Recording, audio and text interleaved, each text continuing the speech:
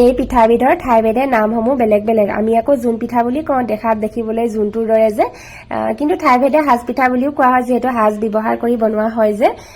ইয়াৰ বনাবৰ কাৰণে মই আধা কেজি ময়দা লৈ লৈছোঁ, তাত দিছোঁ অলপ আজৱাইনটো দিলে মানে ভাল আৰু খাবলৈও ভাল লাগে, আৰু সোৱাদ অনুসৰি নিমখ দিছোঁ।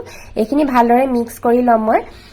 এয়া চাওকচোন, মিক্স কৰি ল'লোঁ ধুনীয়াকৈ। তাৰপিছতে আকৌ দিছোঁ ৰিফাইন অইলটো অকণমান সৰহকৈ দিব লাগিব দেই, পুৰি বনোৱাতকৈ আকৌ সৰহকৈ দিব লাগিব, তেতিয়াহে মানে পিঠাখন মিহি আৰু ধুনীয়া হ'ব। তাৰপিছতে এইখিনি এতিয়া ভালদৰে মিক্স কৰি ল'লোঁ নহয়। তাৰপিছত এয়া দেখিছেনে, এনেকৈ লাডু বান্ধিব লাগিব। ৰিফাইন অইলটো দিয়াৰ পিছত এনেকৈ চাব, লাডু বান্ধিলে মানে তেতিয়া পিঠাখন বৰ ধুনীয়া হয়।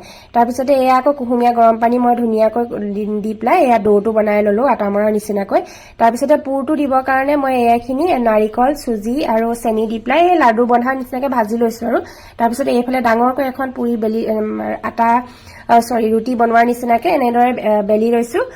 তাৰপিছতে এই সাজটো ব্যৱহাৰ কৰি পেলাই এখন এখনকৈ মই এনেদৰে পিঠা বনাই যাম। এই দেখিছেনে, এইটো সাজটো, এইটো বজাৰত কিনিবলৈ পায়। এয়া ধুনীয়াকৈ এইটো সাজটো ব্যৱহাৰ কৰি পেলাই এতিয়া ইয়াত মই ভিতৰখিনি ভৰাই ল'ম। এই নিজৰ পৰিমাণ অনুসৰি ভৰাব আৰু, কিছুমানে ভিতৰত পুৰটো অলপ সৰহকৈ দিলে ভাল পায়।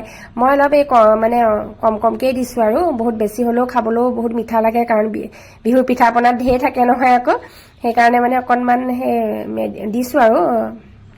তাৰপিছতে এয়া চাওকচোন, এনেকৈ ছাইডটো ধুনীয়াকৈ হেঁচি হেঁচি দিব আকৌ দেই, তেতিয়াহে মানে ভালকৈ মানে পিঠাখন ভাল হ'ব, নহ'লে তেলত দিয়াৰ লগে লগে মানে ফাটি আহিব, সেইকাৰণে ছাইডটো ভালকৈ হেঁচি দিব।